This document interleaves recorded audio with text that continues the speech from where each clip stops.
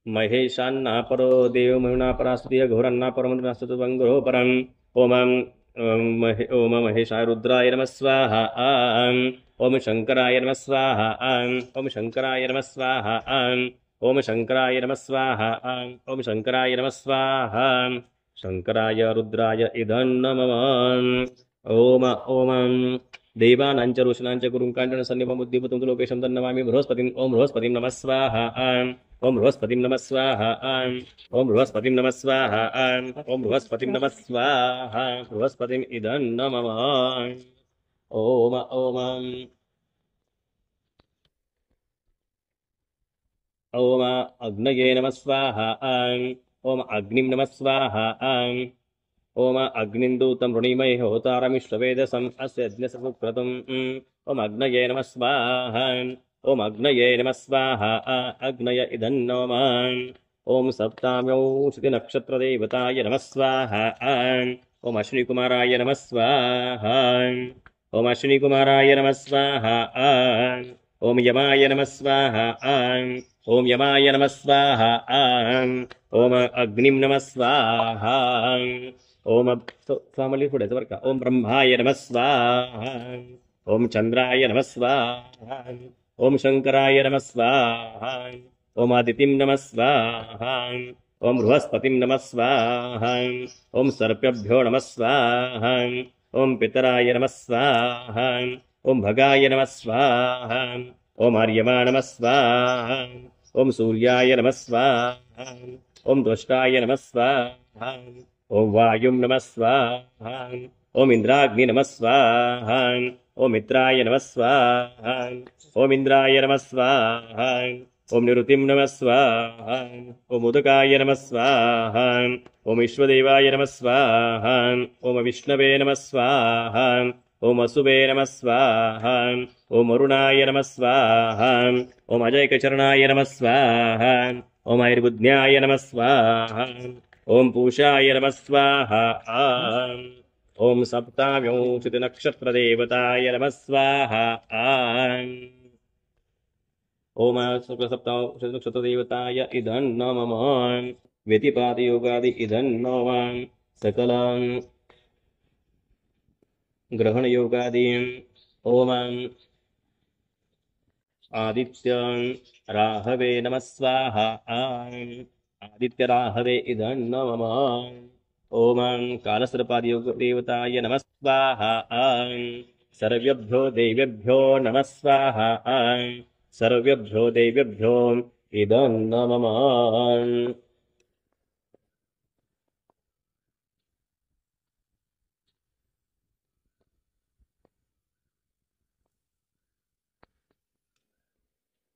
ओम सर्वबाधा विनिर्मुक्तो धनधान्यसुतान्विताः हस्तालङ्करणार्थाय सूतकङ्कणं च प्रतिगृह्यताम्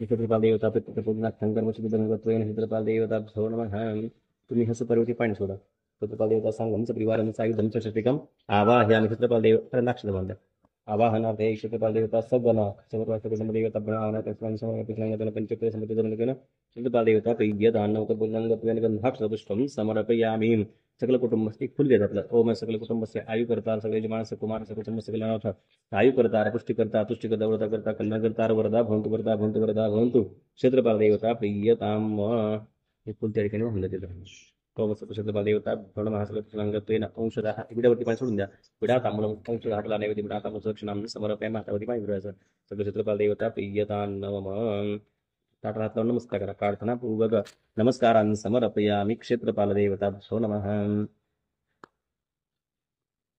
सकल यजमानचे कुटुंबसे आयु करतार पुष्टी करता तुष्टी करता वरदा करता करता सुख करतार कल्याण करतार वरदा भंतु वरदा भंतु वरदा भंतु देवता प्रियता अन्न सोडाय सगळे अक्षर आपला हात लावून नमस्कार करा सर्वांनी प्रार्थनापूर्वक नमस्कार आणि समर्पयामि नमस्करोमि. तुम्ही उभा राहा जागेवर त्याला ताट हातामध्ये घ्या ना उभा राहा.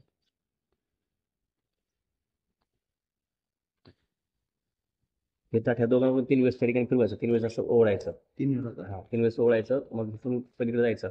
थोडंसं खाली पलीकडे त्या ठिकाणी अडचण असेल का नाही त्या ठिकाणी ठेवून द्या. पाण्यात वगैरे काय सोडू नका. फक्त कडला पलीकडे मांडून द्या. त्याच्या सहित उचलून ठेवायचं. त्यात आपलं माघारी घेऊन यायचं. आल्यानंतर इथं धुवायचं. 3 वेळा उतरव. हा 3 वेळेस फिरवायचं, उतरायचं किंवा फिरवायचं. ओवळायचं किंवा उतरायचं. 3 वेळेस उतरवायचं, इथनं घेऊन जायचं. घेऊन गेलं तर जाताना चप्पल घातली काही हरकत नाही. पलीकडे खाली जाऊन ते ठेवून द्या. खाली इकडे तिच्याकडे तिकडे पलीकडे ठेवून द्या. थोडं अडचण असेल तिकडे ठेवून द्या. इकडे पलीकडे ठेवलं चालतंय काय अडचण नाही. इकडे असले पलीकडे अडचण तिकडे पलीकडे ठेवून द्या. ऐका माझं पूर्ण ऐकलं. ओवळायचं, घेऊन जायचं, पलीकडे ठेवायचं, कागदाचं गुंतवून त्या ठिकाणी ठेवून द्यायचं. ताट आपलं माघार घेऊन यायचं. आल्यानंतर टाकीला हात पाय द्यायचे, चूळ भरायची, गुळणा करायचा त्या ठिकाणी आणि पायावरती पाणी घ्यायचं, ताट धुवायचं, या ठिकाणी यायचं. जात नाही कोणाशी बोलायचं नाही, पाठीमागं पाहायचं नाही. करा. छत्रपाल देवता भण महासकल यजमानस्य आयु करतार पुष्टी करता तुष्टी करता रघुता सुकर्ता कल्याण करतार वरदा भवंतु वरदा भवंतु क्षेत्रपाल देवता पीयताम. ठीक आहे. जावा काय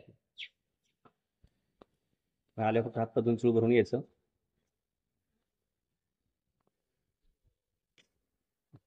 ओम सगळं देवता भ्रमापुजनांगत्वेन यजमानस्य द्वारा अतः भात दिसले पाहिजे ते भात सगळ्या याच्यामध्ये घ्या.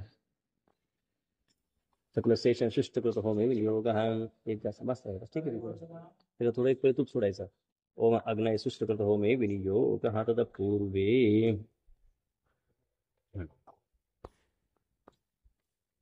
ओम अग्नये शेषं सुष्ट करतो हो मे विनियोग. ओम नमस्ते अस्तु भगवन् विश्वेश्वराय महादेवाय त्र्यंबकाय त्रिपुरान्तकाय त्रिकाग्निकालाय कालाग्निरुद्राय नीलकण्ठाय मृत्युञ्जयाय सर्वेश्वराय सदाशिवाय शङ्कराय श्रीमन्महादेवाय नमः. ओम रुद्राय शेषसुष्टकृतो होमे विनियोग. अग्नये सुष्टकृताय नमः स्वाहा. सुष्टकृतय अग्नय इदं नमः. अग्नीमध्ये 13 वेळा 15 वेळा तूप सोडायचं. मनामध्ये ओम म्हणायचं आणि सोडायचं. प्रायश्चित्त योग. ओम भूस्वाहा ओम भूस्वाहा मनामध्ये काय स्वाहा. मनामध्ये ओम म्हणायचं बघा आणि सोडायचं.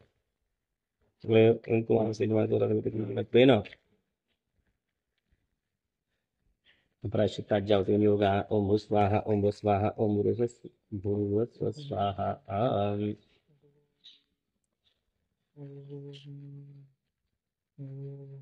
क्षेत्रपालगमनार्थ जलसहित राही सोक्षामी अपवित्र पवित्रो वा सर्व सांगतो किंवा यस्मय पुंडरीकाक्षम सबाईभेंदरं शुचिः.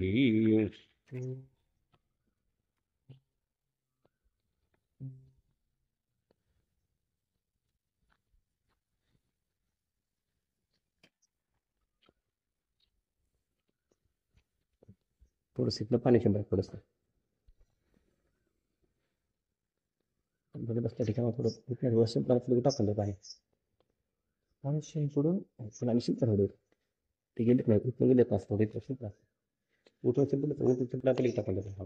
तिकडे शिंपडा होत्या दिशेला इथून गेले ना इथून गेले ना इथून सोडून शकतो पलीकडे. सगळं क्षेत्रपालगमनार्थ जलसवाई वृक्षामी अपवित्र पवित्र इथं शिंपडा जावा तिथंच गेलं ना ते शिंपडत जायचं का फक्त तिथं पलीकडे जायचं बाहेर द्यायचं फक्त तिकडे कलम नाही द्यायचं. इथं सोडा सगळं पाणी सगळं बाहेर गेलं सगळं पाणी टाकून द्या ना आतमध्ये. क्षेत्रपालगमनार्थ सलग जलशुद्ध्यर्थ वास्तुगत जलप्रोक्षामी अपवित्र वास्तवाद सांगतो किंवा यस्मरे पुंडरीकाक्षम सवाय्या भिंदरं शुचिः. बसा खाली ते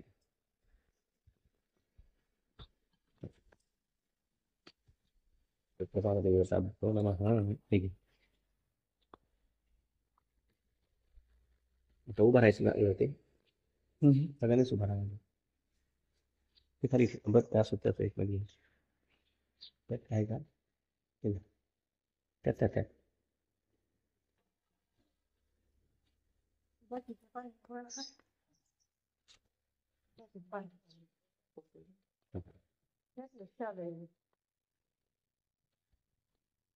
त्याची थोडं तूप सोडायचं एक पळी. ओम पूर्णाहुत्या विनियोग. ठीक आहे, या तुम्ही 2 मिनिट बसा. एक पाय सांभाळ तिकडे घ्या ना.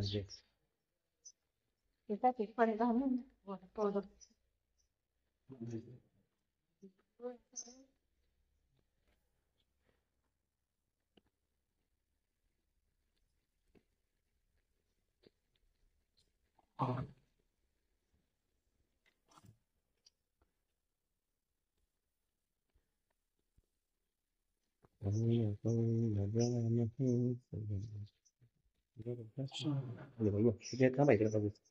समोर समोर चालतं इकडे.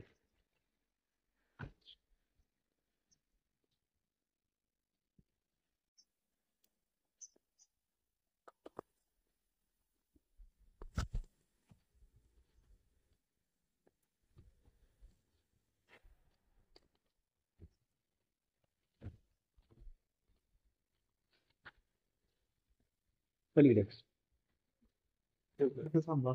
ये इकडे यांची बाजूने. काय गं? नाही सुटतं. ये इकडे, चला.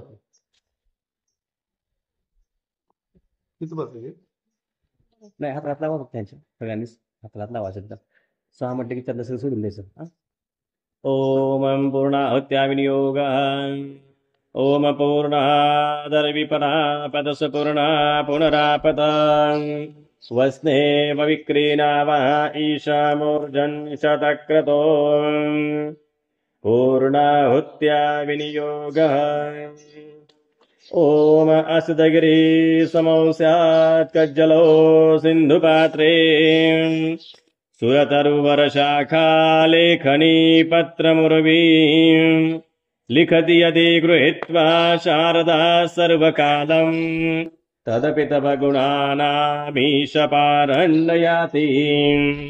ओम रुद्राय नमः स्वाहा. ओम अग्नये नमः स्वाहा. रुद्राय इदन्न मम अग्नय इदन्न मम. ते तुपाचं वाटी आता उचलून घ्या हातामध्ये. ह्या सुद्धा हातामध्ये असू दे. त्यांच्या हातात द्या तुपाची वाटी. वडिलांच्या हातामध्ये द्या, कोणाच्या हातात द्या. बळी द्या इकडे.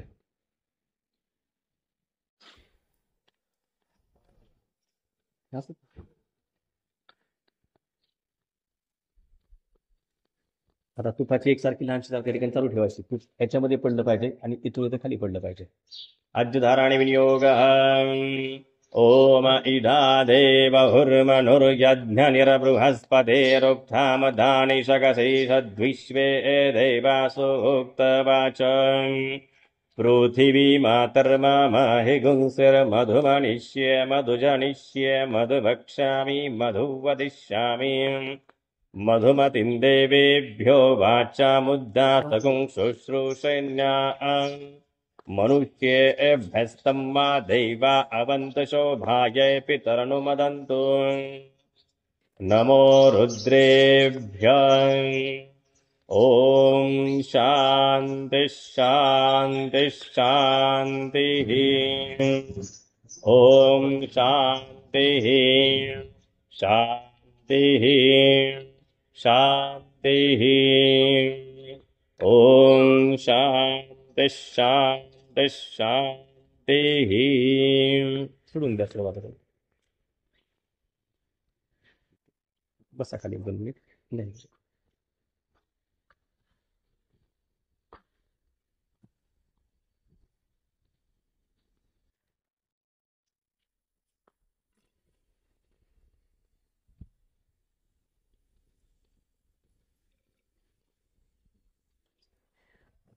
हे नंतरच कट करून हातामध्ये बांधा. तिघांच्या हातामध्ये बांधा. बांधायचं का? हा, फक्त मधूनच्या डाव्या हातामध्ये बांधायचं. तुमच्या दोघांच्या उजव्या हातामध्ये बांधायचं. ते भैयाला भैयाच्या उजव्या हातामध्ये बांधले चालतं. आता सगळं कर्मांक येतात पण हा सगळ्यांनी त्या ठिकाणी यात हळदी कुंकू आहे.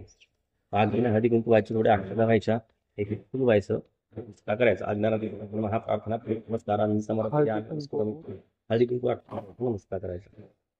नगे नमो नमः पुष्पं समर्पयामि. ठीक आहे.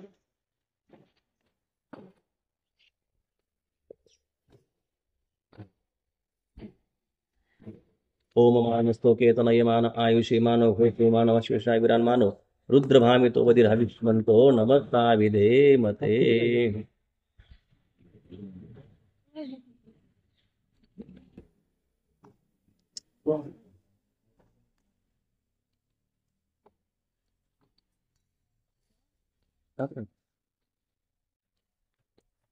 हा हे जरा थोडासा इथला जो अंगार आहे का नाही मधला आपला हे इथला मधल्या बोटाने लावायचा कपाळी.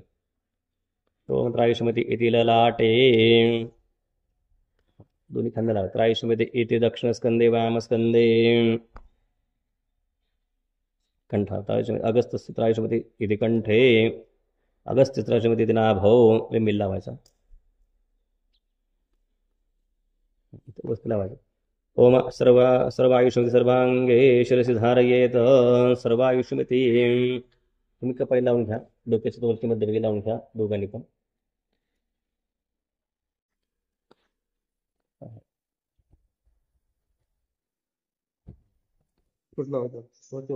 इथं वरती लावायचं.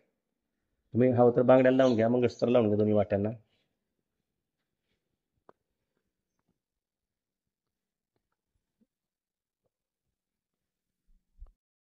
फुटलं जाते. ठीक आहे.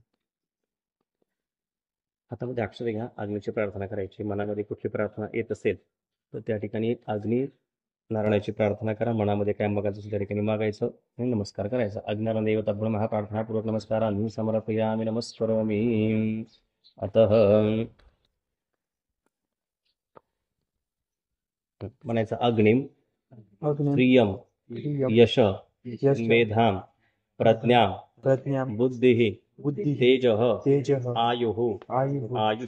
आयुष्यम देहि मे अग्निम हर्य वाहना देहि मे अग्निम हर्य वाहना. हातामध्ये लक्ष सोडून द्या. अग्निमध्ये नमस्कार. अज्ञान देवता ब्रह्म प्रार्थना पूर्वक नमस्कारांनी समर्पयामि नमस्करोमि. अतः अग्निसुज्मंगत्वेन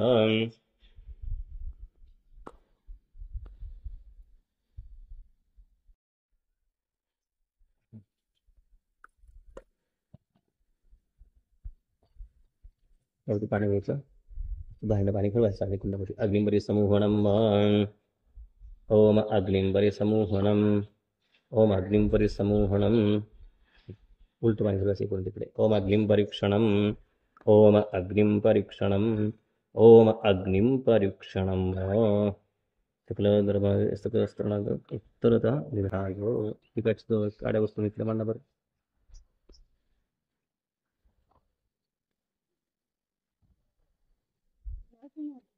आपण लागले. पुत्रदहनिदाय अतः कर्पूरार्ति कंज समर्पयामि. त्या 2 वड्या कापराच्या तांदूळावरती लावा. बाकीचं थोडं बाजूला ठेवा. तिथे ठेवलं त्या बाजूला. आरती कोण घेऊन झालं. आता थोडा शिऱ्याचा कसा त्यात टाका. थोडासा शिऱ्याचा कसा थोडा सोडा म्हणून आरतीला उभा राहा सगळ्यांनी सुद्धा. ओम अतः कर्पूरार्ति कंज समर्पयामि. त्या हातामध्ये घ्या. उभा राहा आरतीला. मंगलमूर्ती मोरया. ओम आरती उभा सगळे. कर्पूरार्ति कंज समर्पयामि. ओम कर्पूर गौरम करुणावतारम संसारसारम भुजगेन्द्रहारम सदा वसंतं हृदयारविन्दे भवं भवानी सहितं नमामि. मंगलमूर्ती मोरया. सुखकर्ता दुःखहर्ता भर्ता विघ्नाची पूर्वी प्रेम कृपाजयाची सर्वांगी सुंदर पिपेंदुराची कंठी धळके बाळ भुक्ता फळाची. जय देव जय मंगलमूर्ती हो श्री मंगलमूर्ती. दर्शन मात्रे मन स्मरण मात्रे मन कामना पूर्ती. जय देव जय. रत्न खचिता फरात गौरी कुमराम चंदनाची उटी कुमकुम केशराम हिरे जडित मुकुट शोभतोभराम धनुतेनो पुरे चरणी घागरिया. जय देव जय मंगलमूर्ती हो श्री मंगलमूर्ती. दर्शन मात्रे मन स्मरण मात्रे मन कामना पूर्ती. जय देव जय.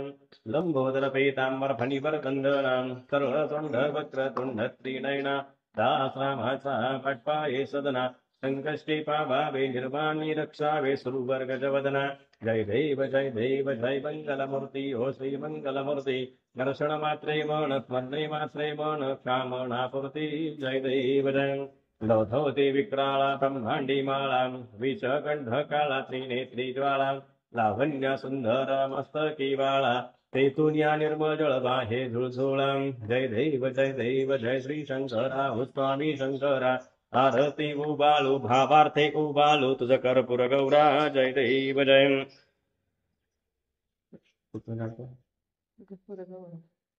कर्पूर गौरावर दोन नंबर ते पण एक कडू का दोन कडे झाली दोन झाली का देवी दैत्य सागर मंथन पै केले त्या माझी अवचित हलाहल उठले ते त्वा असुरपणे प्राशन केले निघकंठ नाम प्रसिद्ध झाले जय देव जय श्री शंकरा हो स्वामी शंकरा आरती उबालू भावार्थे उबालू तुझ कर्पूर गौरा जय देव जय व्याघ्रांबर फणीवरदर सुंदर बदनारी पंचान मनमोहन मुंजन सुखकारी शतकोटीचे बीज वाचे उच्चारी रघुकुल टिळकराम दासा अंतरीन जय देव जय श्री शंकरा हो स्वामी शंकरा आरती उबाळू भावार्थे उबाळू तुझ कर्पूर गौरा जय देव जय योगी 28 विठवरी उभा वामांगे रुखमाई दिव्य शोभा पुंडलिका भेटी परब्रह्मा वेगा चरणी बाहे भीमा उद्धरे जगा जय देव जय पांडुरंगा ओ हरे पांडुरंगा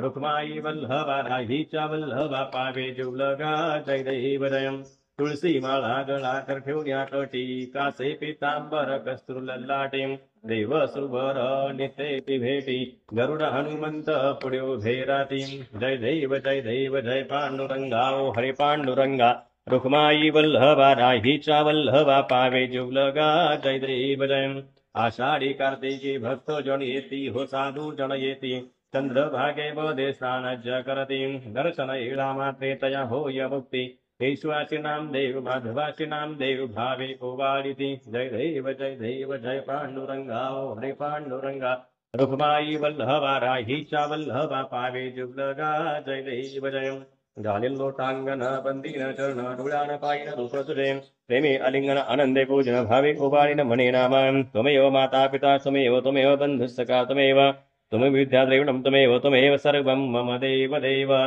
कायेन वाचा मनसेन्द्रियर्वा बुद्ध्यात्मना वा प्रकृति स्वभावात् करोमि यज्ञं सकलं परस्मै नारायणाय समर्पयामि अच्युतं केशवं सतनामधर्मं वासुदेवं गोपिका वल्लभं जानकीनायकं रामचंद्रं भजे पुढे जवळ येऊन सर्व देवांना आरती द्या हरे राम राम राम हरे हरे कृष्ण कृष्ण कृष्ण हरे राम राम हरे कृष्ण कृष्ण हरे इथंच फक्त आरती आतमध्ये ठीक आहे नाही असं नाही तुम्ही चालते काय ओम स्वस्ती ओम यज्ञेन यज्ञमैजंत देवास्थानि धर्माणि प्रथमान्या आसन्ना तेहनाकं महिमानसुकं तत्र पूर्वे साध्या सन्ति देवाः ओम राजाधिराजाय प्रसय्यसाहिने नमो वयो वैश्रवणाय कुर्महे समे कामान कामकामाय मह्यं कामेश्वरो वैश्रवणो ददातु कुबेराज वैश्रवणाय महाराजाय नमः ओम स्वस्ति साम्राज्यं भोज्यं स्वराज्यं वैराज्यं पारमेष्ठं राज्यं महाराज्यमाधिपत्यमयं समन्तपर्याम् ईस्यात् सार्वभौमः सार्वायुष आन्तादा परार्धात् पृथुवे समुद्रपर्यन्ताया एकरणदपेशे श्लोकोऽभिगीतो मरुतः परिवेष्टारो मरुतस्यावसङ्ग्रहे आदित्यस्य कामप्रेयेर् विश्वदेवा सभासद इति ओम एकदन्ताय विद्महे वक्रतुण्डाय धीमहि तन्नो दन्ति प्रचोदयात् ओम दाशरथाय विद्महे सीतावल्लभाय धीमहि तन्नो रामचन्द्र प्रचोदयात् ओम नारायणाय विद्महे वासुदेवाय धीमहि तन्नो विष्णु प्रचोदयात् ओम तत्पुरुषाय विद्महे महादेवाय धीमहि तन्नो रुद्र प्रचोदयात् कैलासराणा शिवचन्द्रमौळि फणीन्द्रमाता मुचपीधारी कारुण्य सिंधु भवदुःखहारि चितवीद शम्भो मदतोनतारी ओम मंगलम भगवान विश्वर मंगलम गरुडध्वजः मंगलम पुंडरीकाक्ष मंगलाय तनो हरिः सर्वमंगल मांगल्ये शिवे सर्वार्थसाधिके शरण्यत्र्यम्बके गौरी नारायणी नमोऽस्तुते या देवी सर्वभूतेषु शान्तिरूपेण संस्थिता नमस्तस्यै नमो नमः सकल पूर्व आराधनेन पूर्वप्रधान संकल्प अनुसरेण पूर्व स्थापित पीठ देवतां जननी शांति कर्मत्वेन स्थापित पीठ देवता सरिगभ्यो देवेभ्यो नमः सर्वोपचारार्थे वेदोक्त पुराणोक्तं मंत्राक्षरां मंत्रपुष्पांजलिं समर्पयामि नमस्करोमि. तुम्ही त्या ठिकाणी तुमच्या हातामध्ये अक्षरातून पलीकडच्या त्या सामानामध्ये वाहून द्यायच्यावरती तुम्ही दोघांनी किती कुठे मारे करतो द्या नाही त्या ठिकाणी वाहून द्या. कुंडली कवरदाहारि विठोबं श्री ज्ञानदेव तुकाराम पंढरीनाथ भगवान की जय. माऊली ज्ञानेश्वर महाराज की जय. महारुद्र हनुमान की जय. पार्वती पते हर हर महादेव. त्यामध्ये दोन हातामध्ये लागतं जागेवरती सर्वांनी स्वतःवरती गोड म्हणजे जागेवरती गोड फिरायचं एकदा. ओम यानि कानि च पापानि जन्मान्तरकृतानि च तानि तानि विनश्यन्ति प्रदक्षिणा पदे पदे. आवाहनं जानामि तदासनं पूजां चैव जानामि क्षम्यतां परमेश्वर. मन्त्रहीनं क्रियाहीनं भक्तिहीनं सुरेश्वर. यत्पूजित मया दैवं परिपूर्णं तदस्तु मे. अपराधसहस्रं च क्रियते मया दासो यक्षमस परमेश्वरं. गतं पापं गतं दुःखं गतं दारिद्र्यमेव च आगता सुखसम्पत्ति पुण्याश्च तव दर्शनात्. रूपं देहि जयं देहि यशो देहि दिशो जहि. स्तोत्रान् देहि धनं देहि सर्वान् कामौषधीः मे. यस्य स्मृत्यार्चनामुत्या तपः पूजा क्रियादिषु न्यूनं सम्पूर्णतां ज्ञाति सद्यो वन्दे तमच्युतम्. अनेन श्रुतपूजनेन पूर्व आराधनेन जनं शान्तिकर्मणं स्थापितपीठदेवता सर्वेभ्यो देवेभ्यो प्रीयन्तान्नमः. तत्सद ब्रह्मार्पणमस्तु तत्सद रुद्रार्पणमस्तु. ओम. आता आपण लक्ष द्या प्रत्येक ठिकाणी थोडं सोडून द्या. नमस्कार हात ठिकाणी बसायचे फक्त.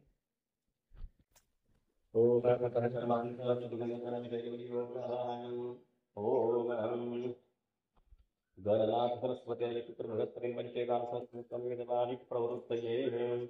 ब्रह्मा मुरारी सुक्रांतिकारी भानुसितो मुदश्च गुरुश्च प्रसिद्धाहुतीतवैकुर्वन्ति सर्वे मम सुप्रभातं. ओम मङ्गलं भगवान् विष्णुर मङ्गलं गौरध्वजः मङ्गलं पुण्डरीकाक्षमङ्गलायतनो हरिः. समुखश्चैवदन्तस्य कपिलो लम्बोदरश्च विकटो विघ्नास्तोगणाधिपः. धूम्रकेतुर्गणाध्यक्षो भारचन्द्रो गजाननः. वासमन्य पतिन्द्रपतितुर्यानते विद्याविवाहित प्रवेशे निर्गमदा संग्रामकैर्दैव विघ्नस्प्रजायते.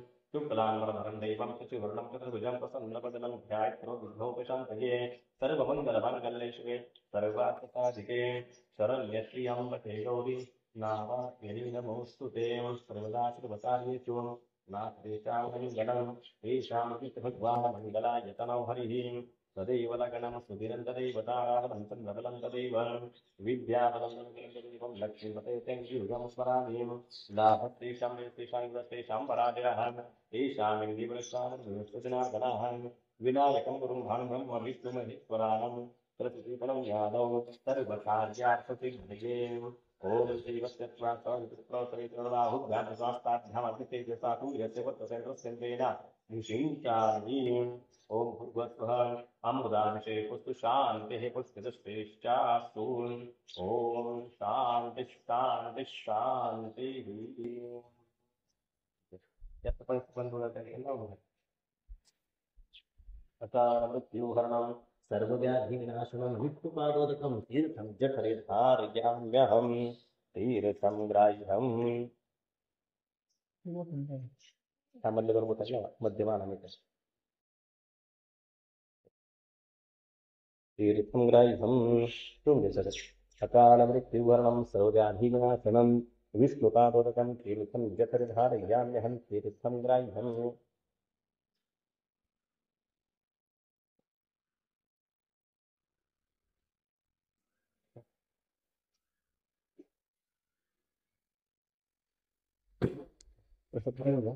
तुमचा हात देऊन घ्या. मग चालू शकते तर तुमची प्रोफेशन प्लीज साथी लागेल. दोघांनी हात देऊन नमस्कार करा.